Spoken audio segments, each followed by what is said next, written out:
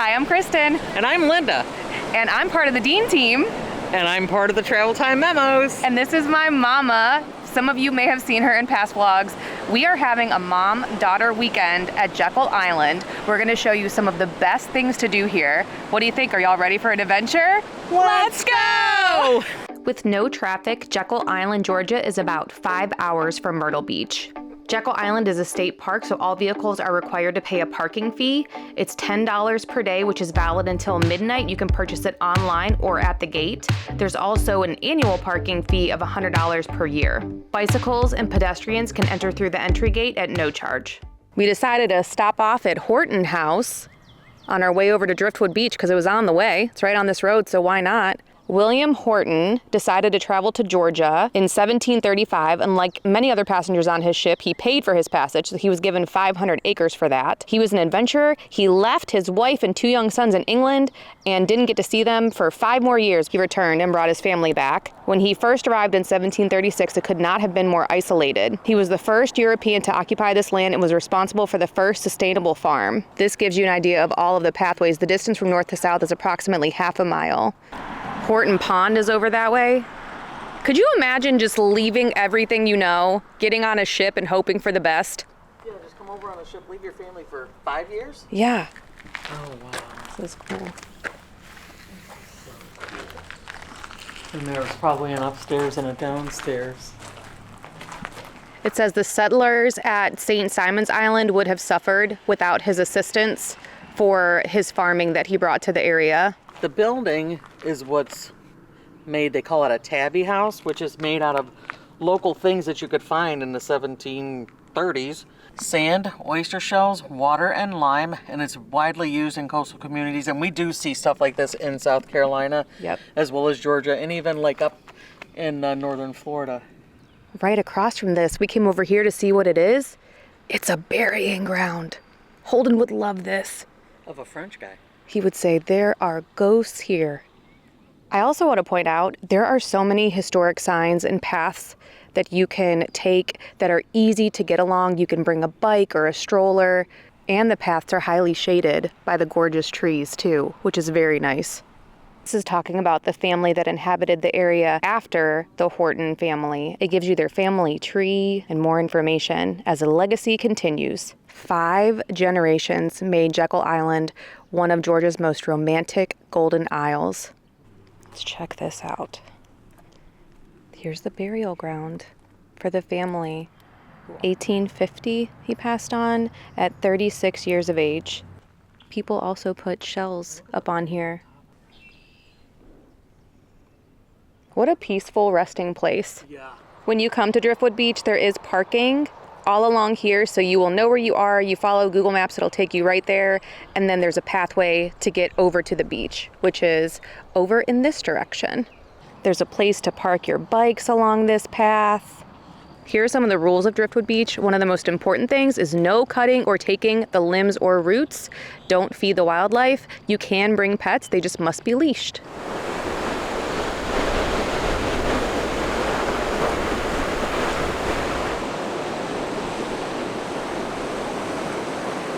Was there originally an island out there that died and the wood from there drifted up here and landed on this beach? How did the driftwood get here? How did the driftwood get here? Let's find out. Like this, how it's just coming up out of the... So it's attached to something. And then it leads to here. So cool. Getting to see underneath. And then look over here. Your first visit to Jekyll Island. You've been to a lot more beaches than I have.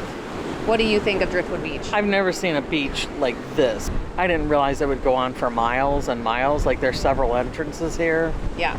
And the fact that you see the roots, so you know where the base was before they toppled over. Mm-hmm. Like that's just, it's incredible. What picturesque. Yeah. You gotta come here to get pictures. How can you not? There's so many people doing their photo shoots here, like family photo shoots. The smartest couple I saw had a picnic basket with some wine, some flowers and fruit. I was like, that's where it's at. We need to do that next time. This is the exit. Nope. I was laughing at her so much when we came in. I was like, you gotta go around that, Mom? Too tall. turtle. We found out why Driftwood Beach exists. It's because of erosion. The phenomenon of this beach was created by constant changes that affect the northern part of Jekyll Island. The landscape was shaped by facing the daily rise and fall of the tide, intense storms, and the occasional hurricane. So there you go. That's how Driftwood Beach became Driftwood Beach. Now we're headed into the Georgia Sea Turtle Center. Look at this big sea turtle. They do encourage you to book your arrival time online.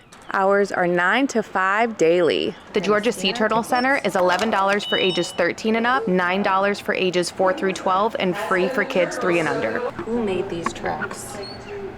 A loggerhead. Sea turtle hatchling.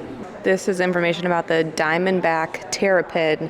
Oh, you can like put a coin down. It's like Plinko. 4 to 11 eggs. 7 is the average. And when do terrapins nest? May to July. Oh, we just missed it. How long does it take them to hatch? 45 to 60 days. The temperature is what determines girls are hot and boys are cool. We unfortunately got here and he was getting ready to take a turtle back. We missed it. It was a big, big turtle. That big.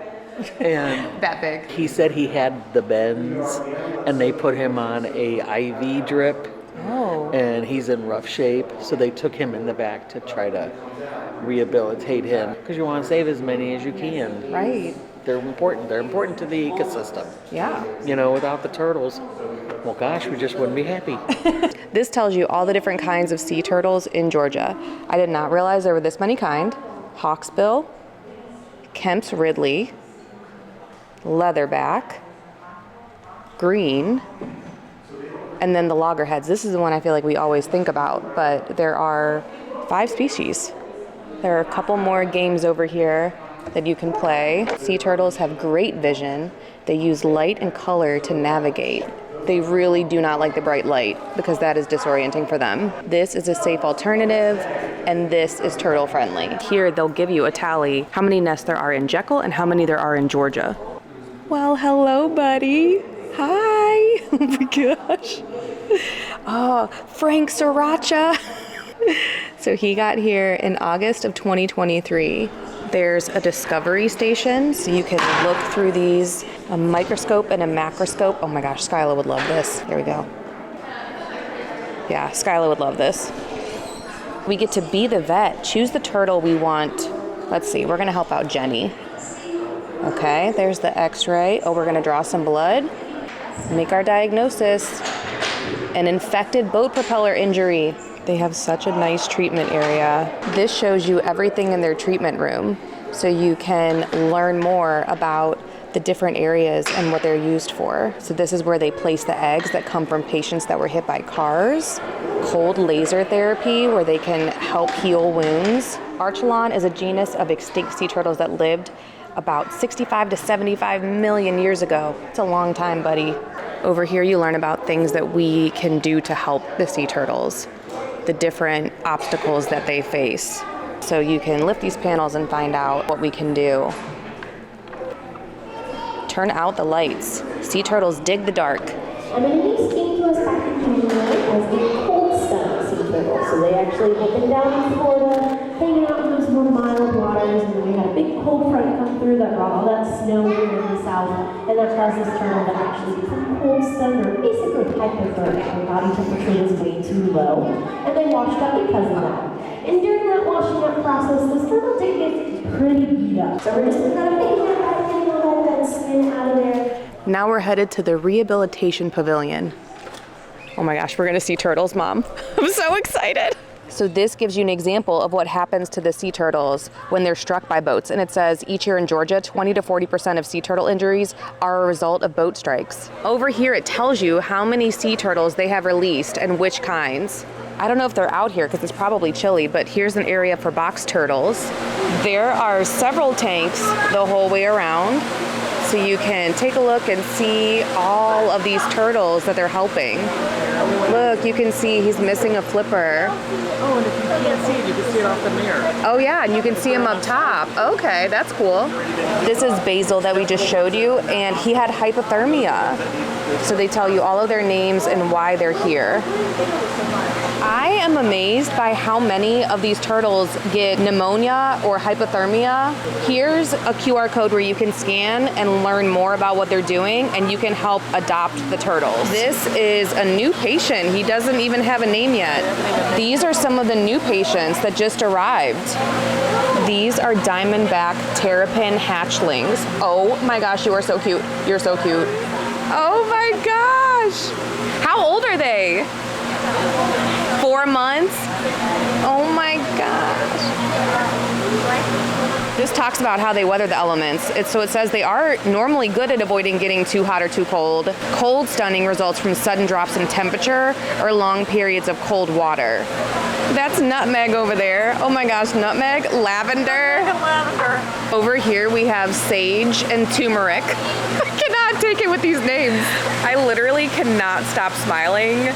These turtles are so adorable. There are staff here who are here to tell you all about them. They will answer any of your questions. It's not just looking at the turtles, it's really learning about them and diving deeper into their stories, which is amazing. This tells you some of their success stories. So this one had frostbite, it was released, eye infections, A-OK. So it's nice to see these ones who had issues, but they have been released and are nice and healthy. Over here we have anise and spearmint. Hi, anise. Anise was found cold stunned, hypothermic, and a laceration on the left front flipper with lesions on the shell. How are you doing, anise? You feeling better? You're looking good. One of the things they just shared with us is that when the turtles are cold stunned, it typically takes around 4 to 6 months for recovery because it's not just warming them up. A lot of times they develop other health-related issues like pneumonia, and so they have to take antibiotics. And they said because of the turtles' metabolism, they're taking an antibiotic like every 72 hours, where we would take them every 6 hours or 8 hours. So if you have to take 10 doses of an antibiotic, that's going to take a month just for that part of the process. They're treating all of the health-related factors that happen because they were cold stunned. So they said the average for turtles in here is about 4 to 6 months. You can learn all about the former patients. So here's current, and then here's all of their past patients. So you can see all of their success stories. They just told us there's a sea turtle named Bandit that's at Ripley's Aquarium in Myrtle Beach, our home aquarium, who lived here for 3 years. Bandit was hit by a boat and has recovered and now lives at Ripley's Aquarium. So when we go back to Myrtle Beach, we're gonna show you all Bandit and say hello. And they said send them a postcard, so we have to do that too. Did you find anything, Mom?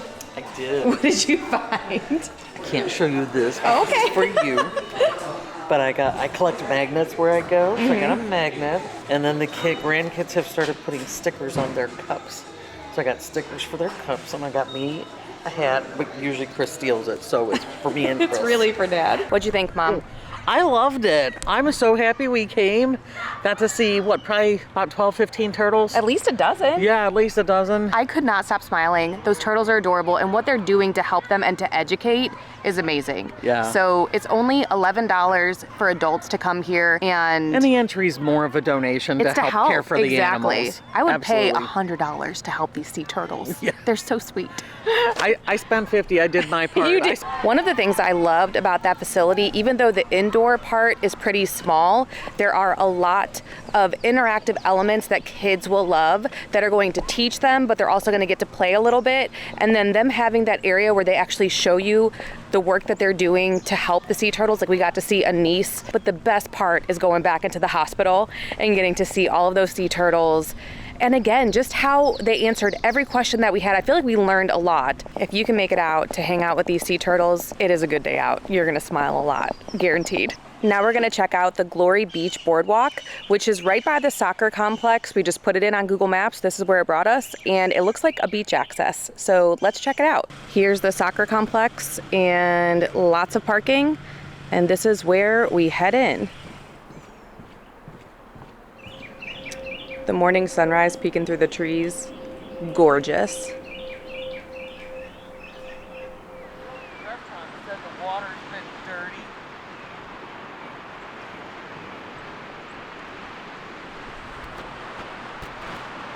We're gonna go see how cold this water is. It's not as bad as I thought. Oh yeah, it is. Yeah, it is. Ooh, that's cold. Overall, nothing to write home about. It's basically a beach access. It is a pretty path. I think it's more well known because the movie Glory was filmed here. St. Andrew Beach, very nice. Nice wide beach, such soft sand. So that's a great beach to check out. Now we're headed to the Wanderer Memory Trail. I have been here before. I'm so happy I get to bring my mom here to learn more about the history of a part of Jekyll Island that I didn't know anything about. And this is a very sad part of our nation's history, but I think it's really important for us to learn about it. It's a really powerful tribute to the people. There's plenty of parking over here. There's also a restroom right at the start of the trail, and it is easily walkable. November 1858, the Wanderer arrived off the coast of Georgia. The vessel had just arrived from 42 days at sea. The ship had come from Africa, and it was carrying an illegal cargo of enslaved Africans. This gives you an idea of what the Wanderer looked like. The remaining 407 illegally imported Africans were hidden in the woods of Jekyll Island and Dubignon's plantation. Some were sent to Savannah. 3 of the crewmen were arrested and put on trial in Savannah, and it later surfaced that the organizer was Charles Lamar. Unfortunately, all of the crew and others charged were acquitted. That is crazy. I hear music in the air. There must be a God somewhere. Over my head. My parents named me Umwalla. I was 10 when strangers took me away in ropes to be sold. I never saw my family again. We walked for days along the river. I had no idea what would happen to me. I was scared. I worked from early morning to late night with no rest. I did what I had to do to survive. It says enslaved workers often relied on music to make their tasks more bearable. So they show you some of the things that they used as instruments. This shows you some of the food. Okra. The old folks told me stories of our life in Africa. I had forgotten, but they hadn't. And up ahead is a viewing platform. Mr. Lincoln says we are free. We can live our own lives. God bless Mr. Lincoln. The Wanderer survivors brought many traditions from Africa and shared them with their families and friends.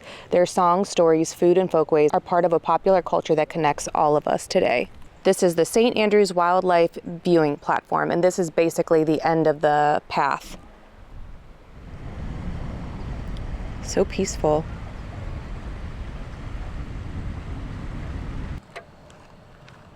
Sometimes I feel like a motherless child. In this area, there are a lot of tables, places where you could sit, reflect. One of the things I love about the Wanderer Memory Trail is that you're looking through the eyes of Umwalla, through a child's eyes. So bringing kids here, kids can kind of have a connection with that, and they give you a lot of information, but then they also break it down in the most basic ways of what Umwalla was experiencing. There's also a lot of tactile things where you can press a button and listen to a story, or you can walk into structures, things like that. It's really immersive. The sun is a little bit off here, but here is a look at the historic area where you can see kind of how everything is spread out. The trolley tour costs $20. It's just about an hour. They will take you around all of the historic buildings, give you all of the history. My mom said it was 100% worth it. She would do it again, and she learned a lot that she's sharing with me. So that's what we're going to share with you on this tour that we're going to take around the historic buildings. So you could rent a room here for $15 a night or $300 a month. That Crane Cottage was built in 1917. Richard Crane, he was the plumbing magnate. You probably heard of Crane Plumbing. This little cottage has 17,000 square feet. It has 17 bathrooms. Remember, he was in the plumbing business, and 20 bedrooms. They would come in November and they stayed until April. They spent over 50 Christmases in this cottage. This was called Gould's Casino, and no, it had nothing to do with gambling. It had a tennis court, a bowling alley, a shooting range, a movie theater, a soda fountain, a couple of bedrooms, a couple of game rooms. It had a gymnasium, marble showers, and a locker room and a greenhouse. One cool thing to look out for as you're walking around are these outlines. And near this outline, it will give you information about what the building was. And so it tells you what it looked like. This cottage getaway was a fairly modest home with 6 bedrooms, 2 baths, a great hall, library, and kitchen. It sounds very modest to me. One of the most fascinating things I learned about this was So they basically gathered like 50 millionaires, billionaires, really ultra rich. They said the 6th richest percentage of the world was on this island in these 50 cottages that they built. All the money was here. They brought in the best doctors. And the thing is, none of the cottages had kitchens. All the food was cooked in the clubhouse. Your breakfast, lunch, and dinner, you paid for it. Dinner was a 4-hour, 10-piece course meal. Women weren't allowed to wear their dresses more than once. So they came in with trunks of clothing for the women. Women also, the interesting fact, were allowed to hunt right along with the men and do things that the men could do, which was not normal outside of this island. J.P. Morgan actually got a little mad because a woman won a competition and he petitioned to have the rule changed, and they told him, no dice. Women prevailed. So I love that story. That's great. This site specifically was the most convenient and desirable because it was the closest to the clubhouse, which is right there. Here's the story of Henry B. Hyde, who was known as the Czar of Jekyll for his demanding approach to running the club's affairs. It's also interesting, this 6-unit building is considered to be one of the first condos in the U.S., and now it's split up into a lot more than 6 units. We've already shared some history of this family, the Dubignons. This is their cottage, established 1884. In the historic area, starting Memorial Day 2025, right around that time, these are all going to open in the small buildings that are throughout this historic area. A beer garden, coffee company, Jekyll Island Suites. So this is going to be a great spot to come and walk around, go to some shops, get a coffee. You can see here some of the construction that they're working on. This is called the Skeet House. It's not in its original location, but stands as a symbol of the core philosophy that the Jekyll Island Club was founded upon, outdoor recreation. One thing to note about the historic area is there are these barriers. You might think, oh, I shouldn't be in this area. If you're in Google Maps, it will tell you a way to get where you're wanting to go, because there are all of these different little side roads and things. If you come to a stop, just put in Google Maps and you'll get to where you need to go. You can come back and look at all of these historic homes. Hollybourne Cottage is architecturally the most unusual structure in the district because it's constructed of tabby. No other structure in the cottage colony makes use of this material. This is just stunning. Cherokee Cottage is a home built by the son of a railroad magnate and financier who built this cottage for his in-laws. That's a nice gift. One of the in-laws was Dr. Schrady, who first practiced medicine for the Union Army during the Civil War. This is Indian Mound Cottage. You see all of these trellises here is because the woman who owned this house was afraid that there was going to be a fire, and she wanted to make sure people had a place to exit the house. So they went the whole length of the house. The Rockefellers owned Indian Mound Cottage, and this mound used to be bigger, but they thought it blocked their view.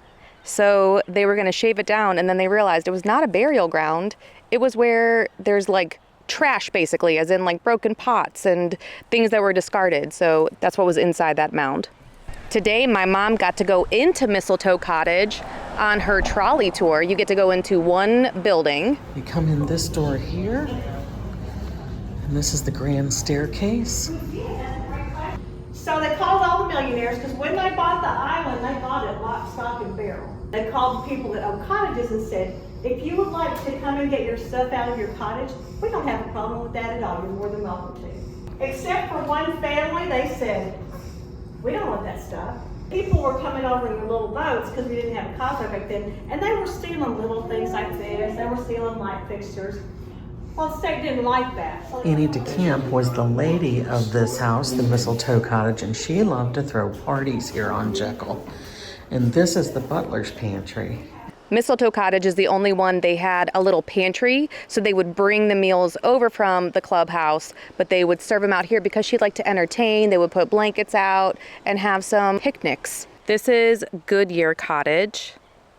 It looks like Goodyear Cottage has kind of an art exhibition store. The Goodyears are a lesson in don't worry, be happy. or Hakuna Matata, because he had a lot of worries in his life. He started with $100 and ended up with 10 million. He rose from a $35 a month bookkeeper to the head of a vast lumber, coal, iron, and railroad empire. He died at the age of 58 after getting to live in this house only for 1 year. So life cut short probably earlier than it should have been, because he was so focused on his business deals and worrying about, getting the next deal going. So don't worry, be happy, enjoy life. Down on the end over here, we have Moss Cottage, established 1896. I love the color scheme of this one. I cannot say enough how beautiful all of the trees and foliage surrounding these homes are. It is magical. 10 to noon daily contemplation hour, so that's free. From 12:30 to 5 daily, $5 per person. Admission included with landmark tour, available at Mosaic Jekyll Island Museum. This stained glass here is a Tiffany stained glass, and it's stunning. And the one that's behind the altar was someone who was learning from Tiffany. Behind the altar on the left-hand side, there's a regular piano and an organ that is a replica of the original one. There were only a few families living here still, and the island kind of got deserted. Someone came and stole that organ off the island. They have no clue how that person got it off. Because back then there was no bridges. Right. So it was on a boat that they hauled this organ, and it is beautiful beyond. And in the morning they do reflections from 10 to 12. And it's free. You can walk in. I said some prayers, but it was definitely something worth doing here. It's just a beautiful structure. On the outside, these are called gargoyles. On the inside, they are called grotesques. Here's some information about the horse-drawn carriage and ghost tours. Over here by the wharf is where you can get narrated carriage tours and beach horseback excursions. Beach Village has a really nice little Main Street area with shops and restaurants and hotels that are all within walking distance of each other. It's also really close to the convention center. It's located right near the beach, and there's also a splash pad. I'm really excited for the last thing I'm gonna show you, which is renting a bike. I'm gonna go ride a bike around. Let's go. Jekyll is super bike friendly. There are bike paths the entire length of the island, and so this is just one of the places where you can rent bikes. There are more than 24 miles of paths and trails to bike along. Woo! Feel the breeze in my hair. There are 3 different places on the island to rent bikes. You can get bike path maps for Jekyll Island, Beach Village, and the Historic District on JekyllIsland.com. This is so fun. I'm biking and I just found this next to Crane Cottage. Look at this. Was this a swimming pool? That lion looks very surprised. He's like, oh no. There are some really great places to eat on Jekyll Island. We have never been disappointed with anywhere we've gone, but I'm gonna show you the places that I dined while I was here on this trip. They are all winners. Now we are headed into Tortuga Jack's for dinner. I have been here before. It's really good. It's kind of like Tex-Mex. There's tacos. Hey, tacos and tequila. It says it right here. So we'll show you what it's like. There are places here to park your bikes. There is a whole outside area. It's pet friendly. All dogs, most husbands, and some children must be on a leash. That is so funny. There's a nice outside bar that looks right out over the water. I mean, it is beautiful here. Oh, there's a little pup enjoying some water. I mean, imagine sitting here, just having a beverage. Tortuga, sombrero. It says, what happens under the tiki stays under the tiki. I'm a turtle lover, and can we talk about how cute this is? I ordered Jack's Chicken Chimney, which is $16. It was absolutely delicious and massive. We just finished dinner and the moon is so bright. Sunrise Grill is located in the Beach District right on Main Street. It's open from 7 to 9. They do breakfast, lunch, and dinner. I ordered the Paradise Island salad. It's $15 and delicious. If you do a dolphin tour, you would catch it over here by the wharf. We actually saw dolphins out in the ocean today.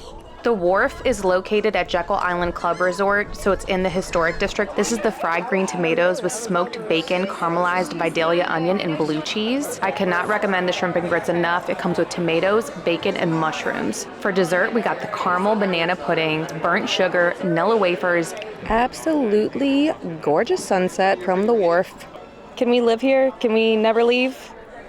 A couple of the places I would highly recommend just because of the view. Tortuga Jack's, you can sit outside there, just get a drink and look out at the water. That is absolutely beautiful.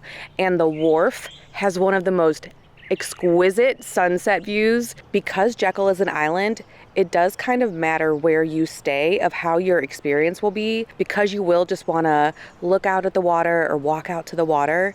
So I'm going to run through some of the options of different places to stay. There are the brands you recognize like Marriott and Hilton properties. There are villas that we have checked out that look amazing. And then there are the places like Jekyll Island Club Resort or Ocean Club that are just, to me, next level. So it just depends what you're looking for, but there are a lot of different options. There's also a campground on Jekyll Island if that's something that you're interested in. A lot of these hotels, when you're driving along them and you're looking at the front of the hotel, it doesn't kind of show you what's on the back end of what's looking out to the water. I'm going to give you a little peek at what you could expect at some of the places there are to stay here. Now I'm going to show you Jekyll Island Club Resort.